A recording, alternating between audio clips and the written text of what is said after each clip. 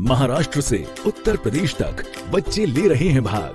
Digital बाल मेला में video बनाकर भेजना है आज। आप अपनी वीडियोस 8005915026 पर व्हाट्सएप या टेलीग्राम कर सकते हैं।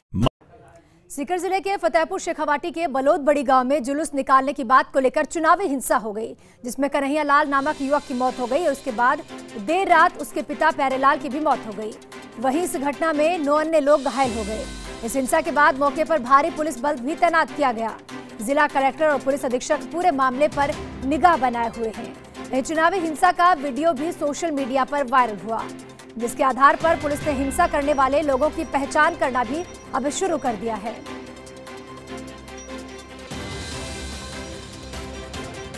तो सीकर में जीत के जुलूस में खूनी संघर्ष छिड़ गया। बलोद गांव में 2 पक्ष आपस में भिड़ गए और इस पूरे घटनाक्रम में पिता पुत्र की मौत हो गई, तो वहीं 9 अन्य लोग घायल हो गए। हालात को देखते हुए भारी पुलिस बल भी तैनात किया गया और इस वीडियो के आधार पर अब आरोपियों की तलाश भी की जा रही है। सदर थाने में मामला दर्ज कर अब पुलिस इस पूरे मामले की गहनता से जांच करने में जुटी है। इस पूरे घटनाक्रम का वीडियो भी अब सोशल मीडिया पर जमकर वायरल हुआ। इसी खबर पर ताजा अपडेट के साथ मेरे सहयोगी रमेश शर्मा मेरे साथ जुड़ चुके हैं। रमेश, क्या कुछ ये पूरा मामला था? विजय जुलूस में लोग इतने अंधे हो गए, अचानक से मामला खूनी संघर्ष में छिड़ गया और इस पूरे घटनाक्रम में 2 लोगों की जान चली गई।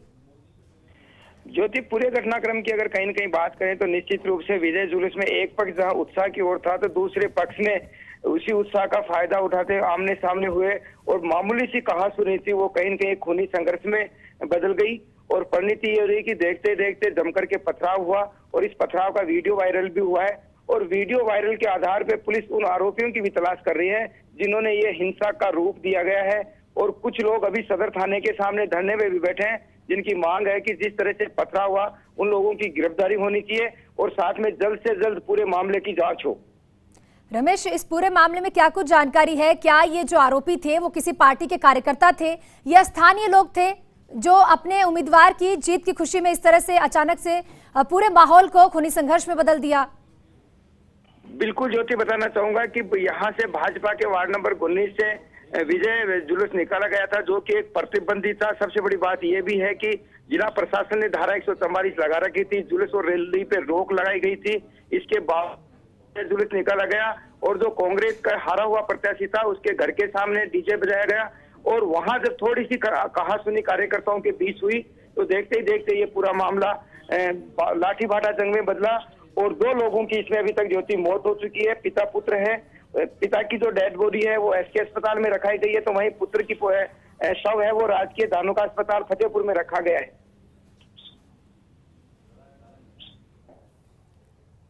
रमेश, जिस तरह से इस पूरे घटनाक्रम में सबसे पहले ये बताइए कि पुलिस की क्या भूमिका है, पुलिस किस तरह से काम कर रही है? इस वीडियो के आधार पर क्या कुछ आरोपी जो भी रहे हैं उनकी तलाश की गई है?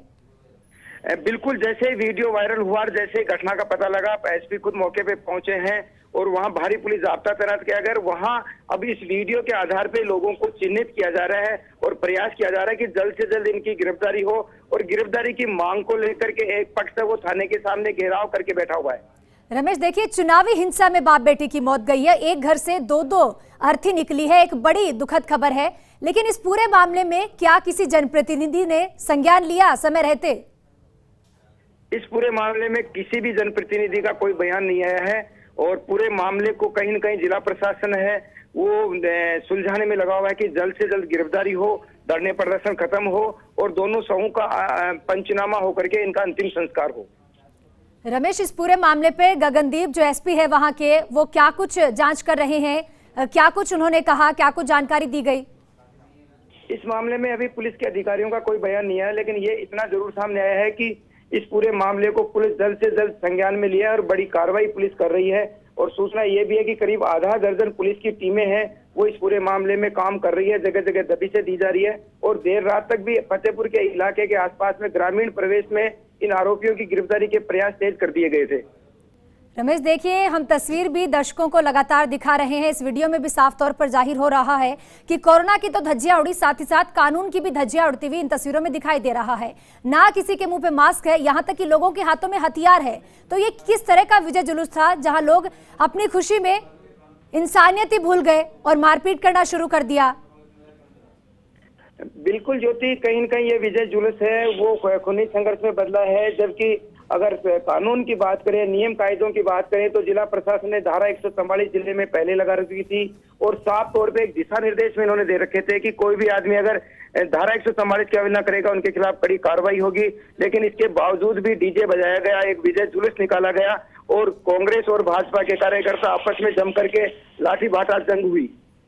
जी रमेश, तमाम जानकारी साझा करने के लिए बहुत बहुत शुक्रिया। तो बता दें, चुनावी हिंसा में बाप बेटे की मौत हो गई और फिलहाल पुलिस इस वीडियो के आधार पर तमाम आरोपियों की तलाश कर रही है।